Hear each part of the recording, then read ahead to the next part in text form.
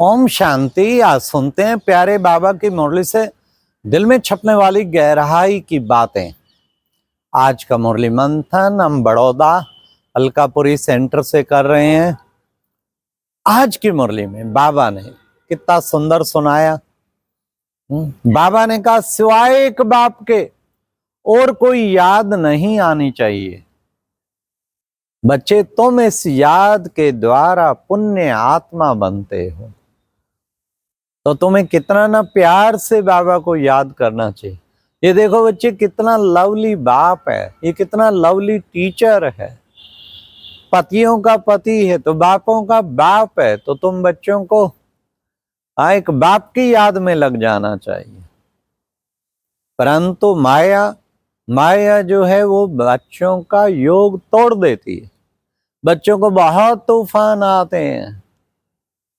अब बाबा को कहते बाबा तूफान आते हैं। बच्चे सबसे आगे तो मैं ही हूं, ब्रह्मा बाप ही है सबसे आगे। सबसे पहले तूफान इसको लगते हैं। तूफान तो आएंगे, युद्ध का मैदान है ना। इसलिए तुम बच्चों को माया जीत बनना है। बाबा ने कहा अगर अभी तूफान ना आए फिर तो बच्चे कर्मातीत अवस्था हो जाएगी ना। कर्मातीत अवस्था अंत तक तूफान आने, कर्मातीत अवस्था होगी फिर तूफान आने बंद हो जाए। हर एक अपनी अवस्था की जांच कर सकता है। अगर मुझे तूफान बहुत कम आते हैं समझो कर्मातीत अवस्था के निकट पहुंच। परंतु ध्यान से चेकिंग करनी है। मोह का तूफान भी, लोभ का तूफान भी, अहंकार का भी, कोई भी चीज जरा भी ना हो। मन में व्यर्थ संकल्प, इधर उधर के सोचे, फिर तो एक बाप के। और दूसरी निशानी होगी, एक तूफान नहीं आएंगे, दूसरा एक बाप की याद रहेगी। योग नहीं लगता तो बीच में जरूर तूफान। फिर आज बाबा ने कहा देखो बच्चे, तुम सब आत्माएं एक बाप के बच्चे होने के नाते ब्रदर्स, ये ब्रदर्स की भावना रहनी चाहिए ना।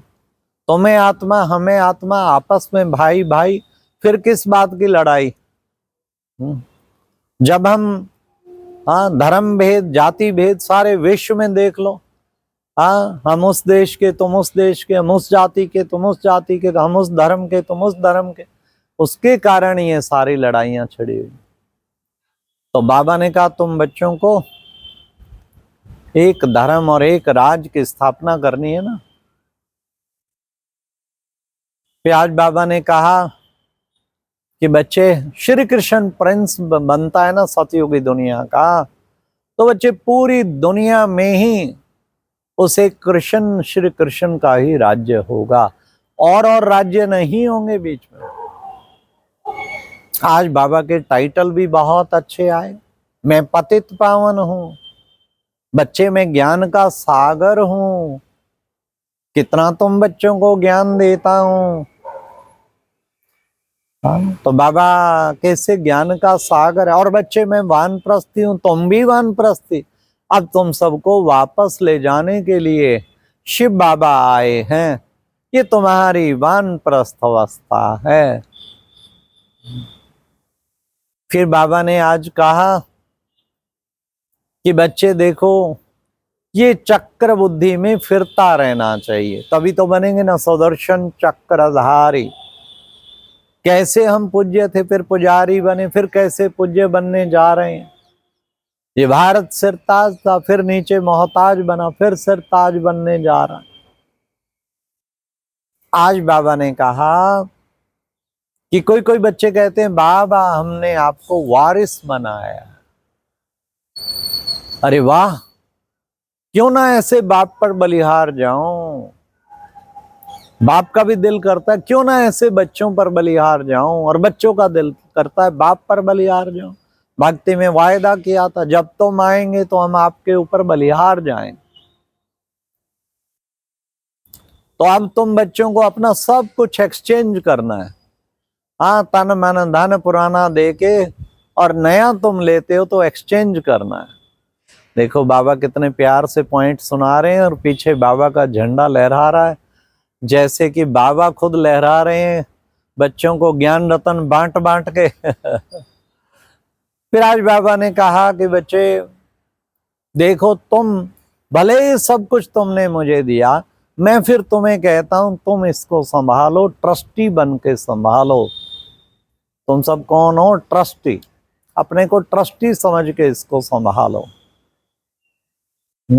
ट्रस्टी का कुछ भी अपना नहीं होता, बाबा का समझ के संभाले। बच्चे किसके? बाबा के। जिम्मेवारियां किसकी? बाबा की। ये तन किसका? बाबा का। मन किसका? धन किसका? सब बाबा का। तब बाबा ने कहा, बच्चे तुम बाबा को कहते हो, मेरा तो एक शिव बाबा, दूसरा ना कोई। तो बच्चे तुम्हें ऐसा बाबा से प्रीत लगानी है, अभी तुम कितने महान बनते हो। तो बाबा ने आज विशेष बच्चों को कहा कि बच्चे अब तो तुम्हें उस नई दुनिया के चलने के लिए तैयारी करनी है, तो तुम्हें कितना ना अच्छा पुरुषार्थ करना चाहिए। फिर आज बाबा ने वरदान में भी कहा कि सत्यता की अथॉरिटी के द्वारा क्या करना है? सत्यता की अथॉरिटी द्वारा बाप को प्रत्यक्ष करने वाले क्या बनना है? हाँ, बाप को प्रत्यक्ष करने वाले अथॉरिटी स्वरूप अभाव, निर्भय अथॉरिटी स्वरूप। अरे बाबा का ज्ञान सुनाते हो तो डर डर के क्यों सुनाते हो? हाँ, तो सत्यता की अथॉरिटी को धारण करो ना, डर के तो ना सुनाओ ना, कहीं डरते रहते हैं। कहीं तो बैज लगाने में भी डरते हैं। अरे भाई डर क्यों रहे हो? स्वयं भगवान मिला और फिर भी डरते हो, ये तो ठीक नहीं है। तो बाबा ने कहा बच्चे ऐसा अथॉरिटी बनो, अथॉरिटी से ईश्वरीय ज्ञान सुनाना है ना, सत्यता है ना। अरे वो तो कई झूठी बातें सुनाने वाले भी कितना अथॉरिटी से बोलते हैं, कोई कोई, सब नहीं, दुनिया में बहुत हैं। और तुम सत्य बाप को पाकर सत्य स्वरूप आत्मा बन के सत्य ज्ञान मिला और फिर भी तुम अथॉरिटी से ना सुनाओ, तो निर्भय और अथॉरिटी से बाबा ने कहा सुनाना है। आज की मुरली का स्लोगन था, सहन शक्ति को अपनाना जैसे अपने शक्ति स्वरूप को प्रत्यक्ष करना, है ना। सदा सहनशील बनना माना अपने शक्ति स्वरूप को प्रत्यक्ष कर। अगर कोई ये भी कहता है ना, आपको क्या पता मैं कितना सहन कर रही हूं, तो ये भी सहन शक्ति की कमी है।